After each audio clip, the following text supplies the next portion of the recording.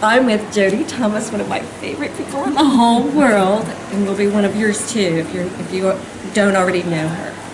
So she has this thing that she talks about on learning to fall. It has to do with writing, her writing process, I believe. Tell us about that. Well, if you get in the writing game, you better learn to fall, because it's ups and downs, and I've been in it now. In September, it will be 30 years. I've been a publishing writer, and I've written 48 books. Oh my gosh. And then during that time, everybody says, oh, you're so lucky, you're so gifted. And they don't see the times you fall. And the work. And the work. And the work. Speaking of bumps, and yesterday I was interviewing Sharon Sela. I didn't tell her this, but I was moving a chair in her room so we could do this, and I bumped my toe. And I feel it kind of wet, and I didn't say anything. I didn't want to hurt her feelings and her to feel bad. And I get the toe's all bloody. Oh no. It's better. Good. So tell us about your latest release. Well, let me tell you a little bit about learning to fall. Oh, I'm sorry. Yes. That's okay. Learning to fall. And I figured out, you need to enjoy the journey.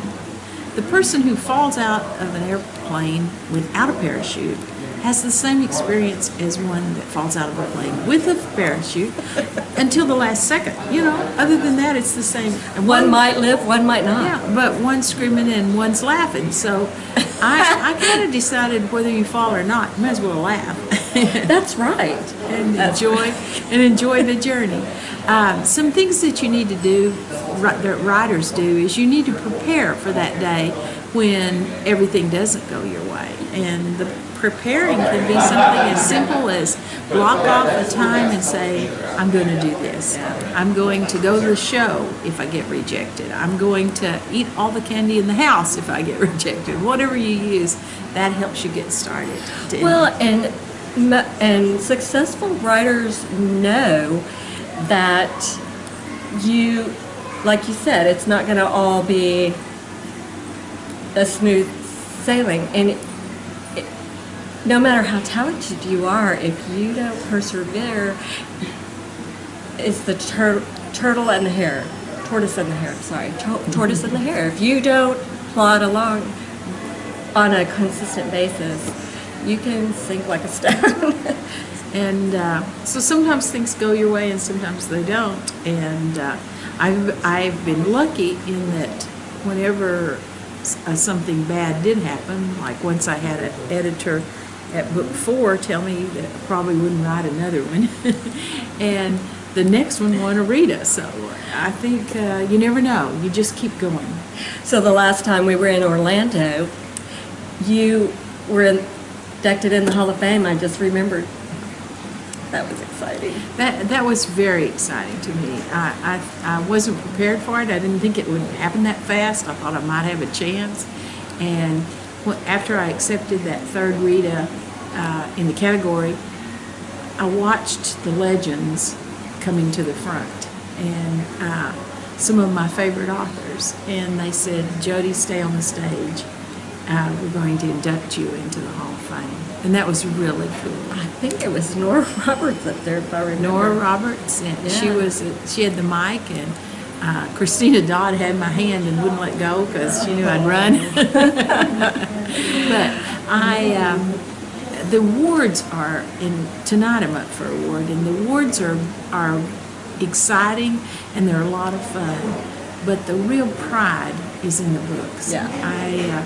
I love it when someone comes up to me and says, I love your books, I love your characters. Sometimes people ask me if they're real, and that's a very good compliment to make a writer. It is. They think they're real.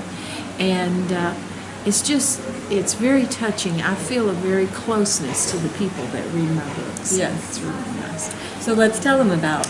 The new one is called Indigo Lake. And I did it, I had fun with it because I wanted to do a story that started on a dark and stormy night. I think every writer wants to write.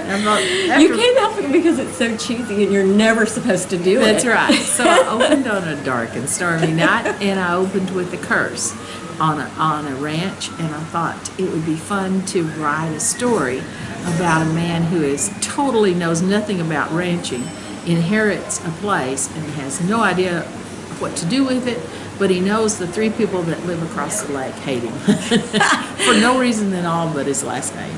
So it was fun. It was a very tender book. It turned out to be a very tender book, but it had a lot of action in it. And Indigo Lake is a fast, fun read.